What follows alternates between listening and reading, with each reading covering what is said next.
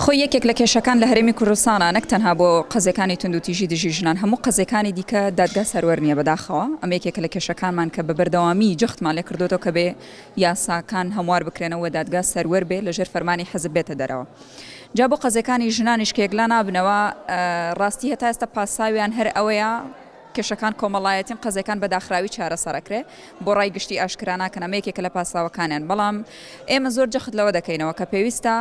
قەزەکانی ژنان توندوتیژیەکان و تەنانەت کەیسەکانی کوشتنی ژنانیش بە هەمان شێوە بۆ ڕای گشتی ئاشکرا بکرێ بۆ ئەوەی سزاکان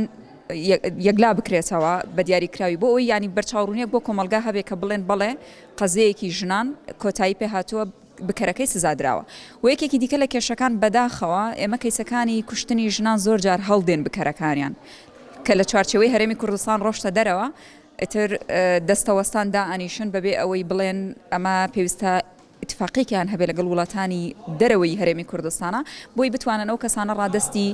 دادگاکانی هەرێمی کوردستان بکرێنەوە ئەگەرچی وەک ئاماژەم پێکرد بەداخەوە دادگاکانمان تا ئێستا سەروەر نییە زۆربەی قەزەکانی کوشتنی ژنان وونە بن بەداخەوە. کەیسی ژنان عادەتەن ئێمە دوو قۆناغمان هەیە قۆناغی لێکۆڵینەوە هەیە عادەتەن زۆر جارە و کەیسانەی کە تایبەتن بە ژنان یان بە پێی یاسای توندوتیژی خێزانی زۆربەی هەرە زۆری ینی کاتێک کە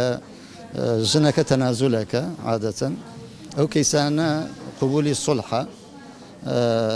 پێشتر سکاڵای کردووە خۆی کە تەنازولەکە داخرێن ئەوەشی کە تەنازول ناکە عادەتەن هەواڵە ئەکرێ بۆ دادگای تایبەتمەند دواتر لە دادگای کەچن و ئەوانە کەیسەکان یەکلا بێتەوە بەڵام بەنسبەت دواکەوتنی داوا عادەتەن ئەمڕۆ لە هەرێمی کوردستان بە عموم ئەوە کێشە و گرفتە لەبەرەوەی دادوەرەکان ڕێژەیان کەمن بەڕاستی عادەتەکە لە ئاستی مەطلوبان نییە بۆ نمونە لە شارێکی 40-50 هەزاری تەنها یەک دادوەر ئەو دادوەرە 4 دادگا بەڕێوە ئەبە عادەتەن کە تۆ مادەیەکی قانونی بۆ نمونە کاتێک کە محکەمە تەکیفی ئەو داوایە ئەکا بۆ نمونەڵێەوە توندوتیژی خێزانیە ئەگەر دواتر مادەکە قورستر بوو بۆ نمونە جاری وایە تۆ بە توندوتیژی خێزانی دیاری ئەەکەی مادەکە بەڵام دواتر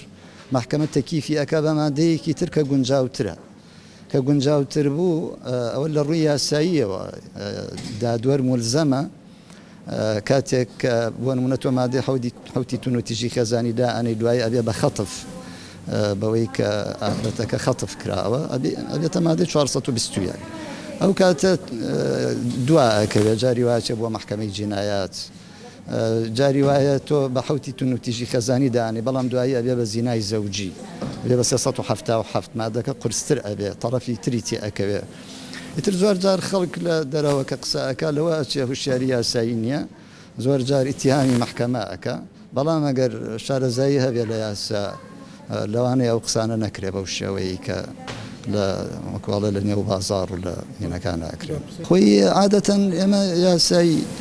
سزادانمان هەیە ئیتر ژن بێیان پیاو بێ یان ئەگەر کەسەکە تاوان لەسەرکراوە کە ژن بێ هەر هەمان یاسەیە ئێمە 405 و 406مان هەیە بەڵکو لە هەرێمی کوردستان ئەو بەشەی هەموار کردوێتەوە بۆ نمونە ئەوەی کاتێک کە تۆ بە باعیسی شەرەف ژنێک ئەکوژرێ لە خوار عوزری مخەفیفە نەگەڵێن حکم نەخوا حکم ئەخوا بەڵام لەوێ بازێک